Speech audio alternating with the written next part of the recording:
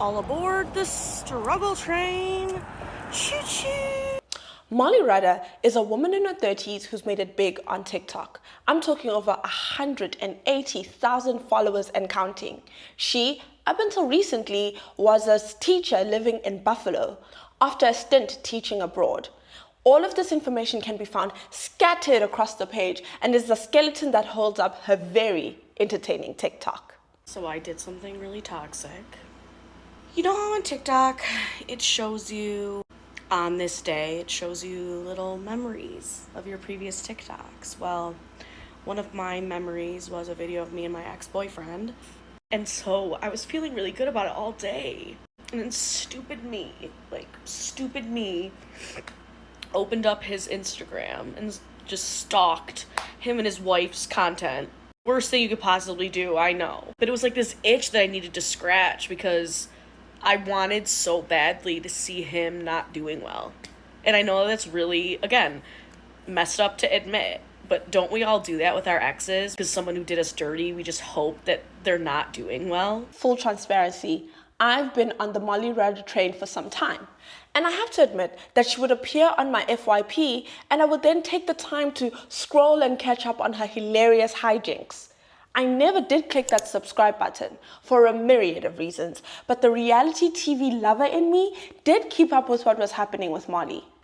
She has emerged as the queen of dating content, and as saturated as this content is, her crazy days along with intriguing storytelling allows her to reign supreme. The success of her page has reignited my fascination with relatability as a powerful marketing strategy. But it raises a critical question. How much relatability is too much? At what point does the charm of authenticity tip over into discomfort, pushing supporters from admiration to outright disgust?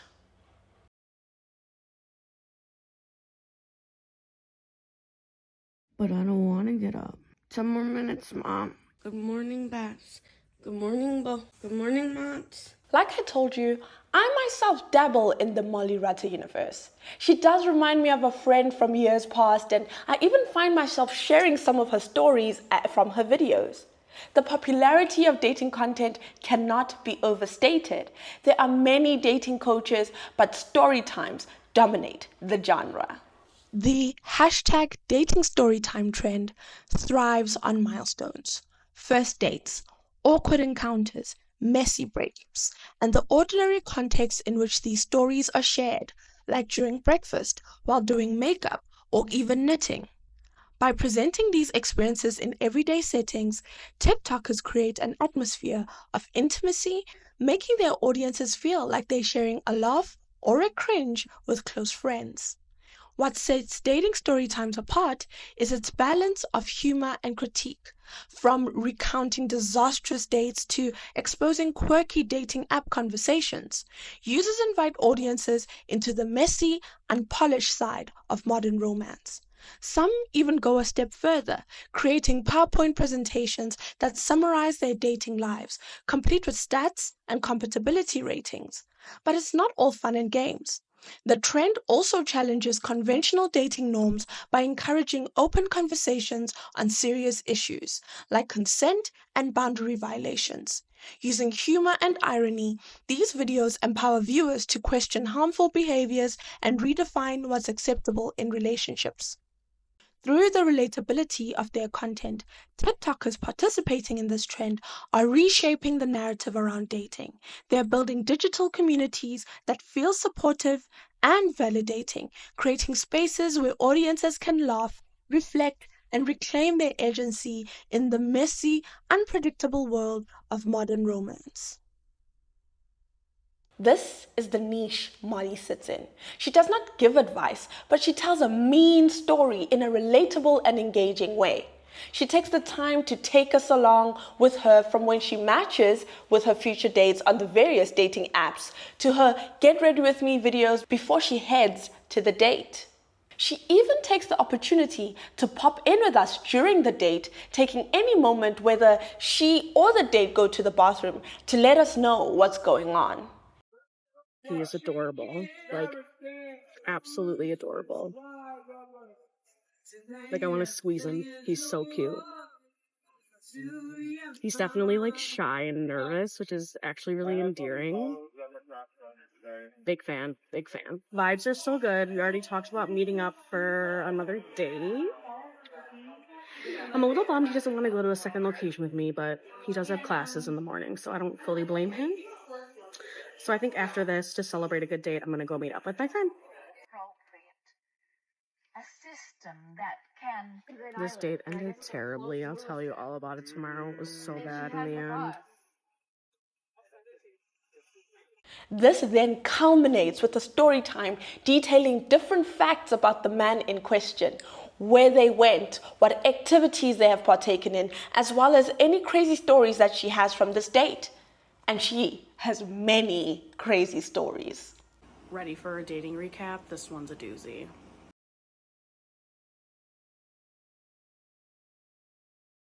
Now you may be wondering, what's the issue with Molly? What could possibly be so bad that she would consistently trend on TikTok and even warrant this video to be made? And you're right. And though I can't tell you every reason why she may be trending on TikTok, what I can say is I was inspired to make this video because Molly Rutter to me is a great case study for how social media is evolving and what is demanded of us to make it big in social media spaces. Molly Rutter has always been a rage baiter, in my opinion. I've been watching Molly when she comes up on my FYP for I think like 2 or 3 years now. It started when she went to Turkey. And I have to say, like, the fact that everyone's like so up in arms, like, oh my gosh, this was rage bait. She did this on purpose. I am sitting here like, she has always done this. Now, I know I said I wouldn't tell you every reason why Molly trends on TikTok, but I mean, I can give you a brief list. Dating a 21-year-old who would be given access to her taxes, to hiring and driving several hours to see a man, and to having a bad experience with someone who she found to be too intense. Molly has had her fair share of bad dates, but seemingly gets told to take a lot of the blame for these circumstances. Reactions to her dating story times vary from sympathy to being blamed for the various outcomes, and there's even a rising theory that her story times are all made up. Another major discussion on her page are the consistent comments questioning her cleanliness. People constantly asking her why she's always in the same outfit, and people commenting about the state of her apartment, amongst other things. But in true Molly fashion, she always has a clap back. And you know what, to everyone who loves to criticize me for wearing the same clothes every single day, like, what about it? What about it? Yeah, I'm wearing the same t-shirt. It's dirty. I've been wearing it for like pretty much a week at this point, the same shirt. Not outside. When I go outside, guys, I put different clothes on. And I have showered this week once. But can you smell me through the phone? Can you smell me? I really like, it's just so funny to me. I don't care. I don't care if I'm wearing the same t-shirt in my house for just my cat and my dogs to smell. I don't care. And I'll post TikTok videos where I'm wearing the same shirt for a week. I don't care. I really don't care. Molly has also given us a glimpse into her financial struggles. She shared how she cannot afford a vehicle and also other aspects of her financial situation. So imagine the surprise of her audience when she goes on to announce that she will no longer be taking up her position as a teacher. People were rightly concerned that she might be making a bad decision and relying on her success on TikTok in a time where social media success is not promised. And finally, we have what must be her biggest scandal to date. And of course, it all began with a date. Molly posted a Get Ready With Me video as she normally does, but ended the video with her looking bruised with police lights in the background. Her audience was worried. Worried that her date had really gone wrong this time. Worried that her life had been endangered. Worried that everything up to this point may have been funny, but the reality of living as a woman had finally caught up. Now, imagine the outrage that followed when people learned that it was not at all the way they had imagined. That Molly had gone to a haunted house and the battered face, bruised eye, and split lip were all part of her costume. She was accused of taking advantage of Domestic Violence Awareness Month and using the outrage in a veiled sponsored post. Her apology was swift and had many, many parts, but this just further added another layer to the Molly lore. Hi everyone, I want to get on here and address the recent videos I posted and have since taken down. Hi everyone, I want to make another video as an extension or a follow-up to my previous one. Hi, so I'm getting on here to clarify yet again another thing because I think some people are going to think I'm lying about this.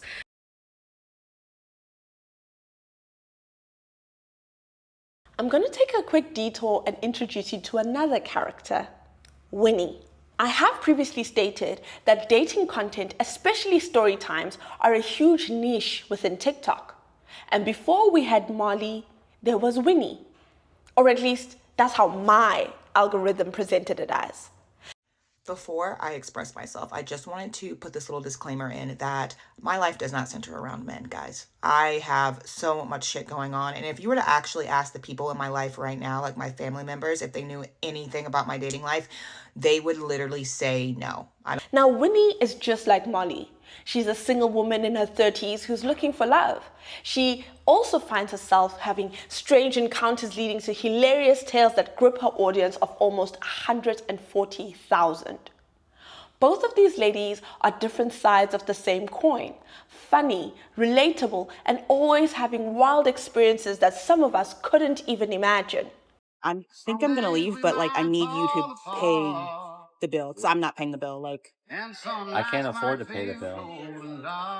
But I get paid on Friday. I was thinking maybe you just look out this time. I mean, you did ask me to come out to eat. And Winnie has had her own fair share of controversy. The biggest being a video she made where she claimed that it is better to have a white audience than a black audience. Clearly this was met with a lot of pushback, especially because her audience found that they were predominantly black and she wouldn't have a platform without them. I bring up Winnie because I find the reactions to these two women to be both outraged but different. Winnie's outrage includes a lot of discussion about race. Not only is she a black woman, but she's a black woman who openly and consistently dates white men. Now, I don't purport to know the preferences of these women, but their preferences are consistently called into question. Winnie for the race, and Molly because she has come out as bisexual and yet has not presented herself dating any women. Both of these women's lives are served to us on a silver platter for judgment, criticism, relatability, and to be the nice topic that we bring up over cocktails with our girlfriends.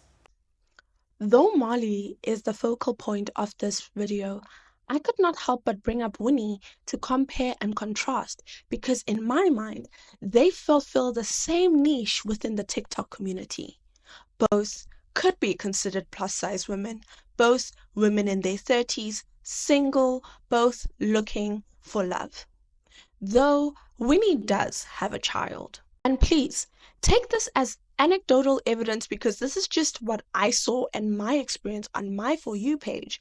But I found the critiques of Winnie to be far more scathing, very much an attack on her as a person, but also extrapolating those discussions to a wider discussion about black single mothers and how they show up in the world and interracial dating and how it may have skewed how she views herself. Molly, on the other hand, does get chastised, also in some very terrible ways. But I find that her critiques and commentaries are very much individual.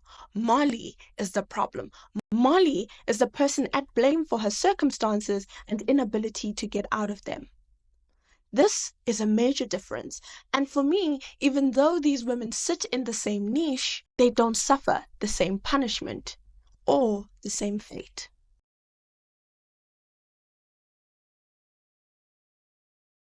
Molly has now parlayed her success into an attempt at a full-time social media career as an influencer. It started with her offering digital products, guides to help people who are trying to move abroad with their pets, as well as a consultancy to help the same people. She then began to make cameo videos, which she consistently advertises on her page. And her newest venture is a podcast, which I've not listened to, but I've seen clips on her TikTok and seems to be gaining a following. You might be wondering why I'm listing all of Molly's ventures. The answer is simple. Relatability sells. For years, relatability has been a cornerstone of effective marketing. What better way to draw people in, whether it's to an aesthetic, a product, or even an ideology, than by making it feel deeply personal? Familiarity creates trust, and trust drives engagement. We've shifted away from the highly curated, picture-perfect Instagram feeds of the past. Today, people crave vulnerability and authenticity, and Molly embodies that perfectly. It's the same reason TikTokers proudly showcase their disastrous rooms or crack self-deprecating jokes about the chaos of adulthood. Relatable content exploded in popularity because it connects deeply with audiences, a trend that helped fuel the rise of influencers while seemingly sidelining traditional celebrities. Relatability has become the cornerstone of modern social media, shaping how we connect, share, and engage with content. Rooted in the desire to see ourselves reflected in the media we consume, the concept of relatability has expanded from its origins as a marketing buzzword into a cultural phenomenon with deep implications of our digital lives. Jonah Peretti, BuzzFeed's co-founder, once outlined the importance of simplicity and shareability in creating viral content. His vision birthed a wave of relatable media that invites audiences to nod along, comment me, and feel seen.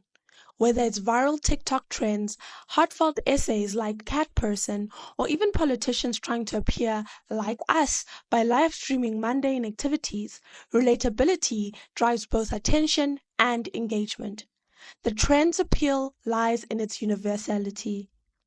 From politicians sipping beer on Instagram Live to viral hashtags showcasing awkward moments or modern dating woes, relatability thrives on shared human experiences.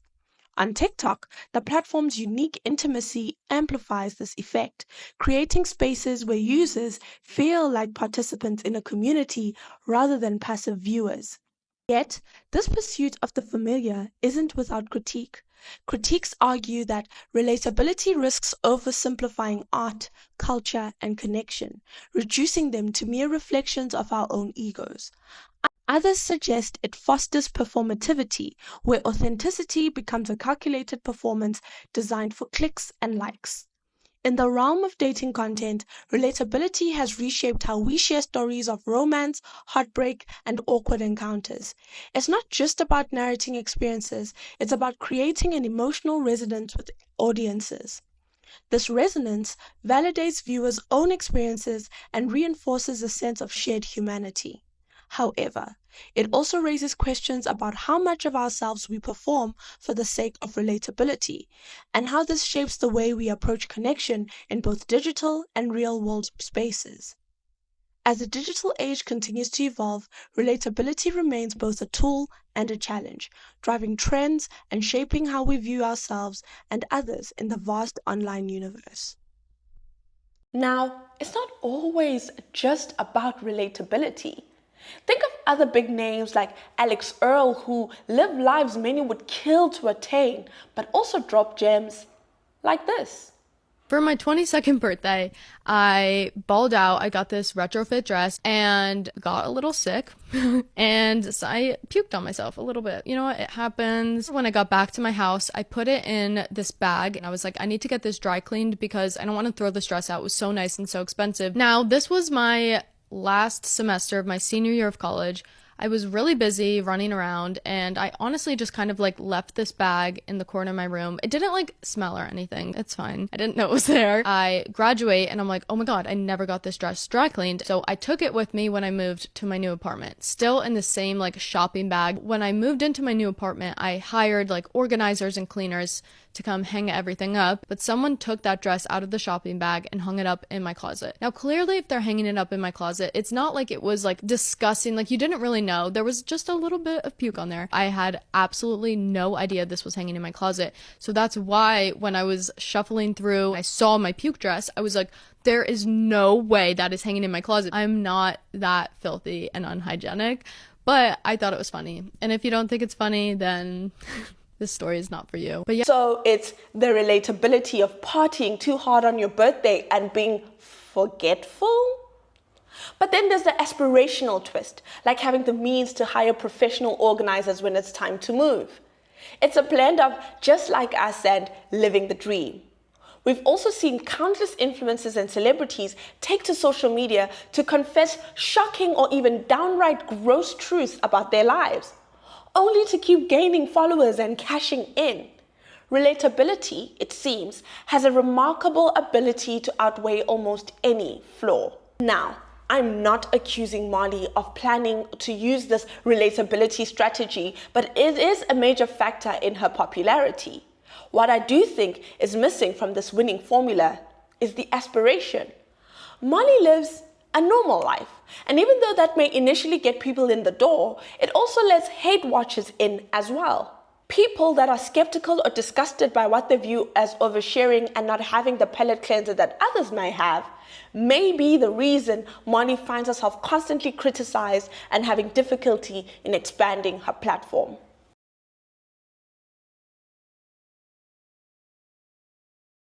I can't end this video without touching on the new era of Molly. Molly gets political. After the results of the 2024 US elections, Molly has proclaimed to want to be more politically aware and involved. And just like everything else she does, this was met with a mixture of praise and pushback. Her fans congratulated her on her decision, whilst other people felt that it was either a cash grab because of the popularity of the topic or were outraged at what they viewed as ignorance when she said things like this. Some plans that I have currently in my mind: the moment I get paid next week, I'm going to buy many Plan Bs. Also, next week I'm planning to go to my local library. I'm going to check out books so that I can learn more about the real history behind the United States of America. I'm going to read more books about how our government works and is run. I want to learn a lot more about economics. I also want to consume literature that's written by marginalized groups. I'm specifically thinking in my head Black women.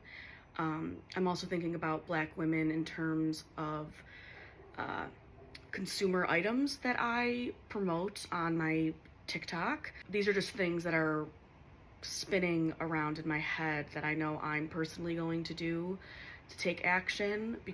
And her including an ad break in the midst of her political awakening did not help.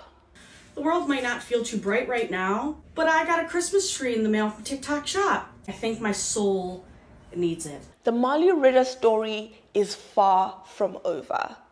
With the perfect blend of charm, chaos, and authenticity, she's primed for countless more viral moments and captivating story times. Molly embodies a growing trend where imperfection, vulnerability, and the occasional meltdown aren't just accepted, they're celebrated. By putting her messy, unfiltered life on display, she's built a loyal community united by the idea that life doesn't have to be perfect to be meaningful. But here's where we need to pause. Relatability isn't just an organic connection anymore. It's a product, carefully packaged and sold back to us. As this trend grows, we have to wonder, how far will creators push to out-relate one another? Will the pursuit of fame drive some to cross a line from authentic to performing dysfunction? And as audiences, are we implicit in turning chaos into currency? Only time will tell how this messy story unfolds. Whew. Thank you guys so much for tuning in to this video. I really wanted to talk about this because, like I said, Molly Rutter is somebody that is on my For You page, but I actually wanted to also focus on how relatability is sold to us in this ever-growing capitalistic life that we are living. What is your take on relatable content creators and influencers? Do they make you push that subscribe or follow button? Or are you more inclined to go towards the more polished aesthetics of other types of creators? Let me know your thoughts in the comment sections, and like, comment, and subscribe to stay tuned for the next video, and I'll see you next time.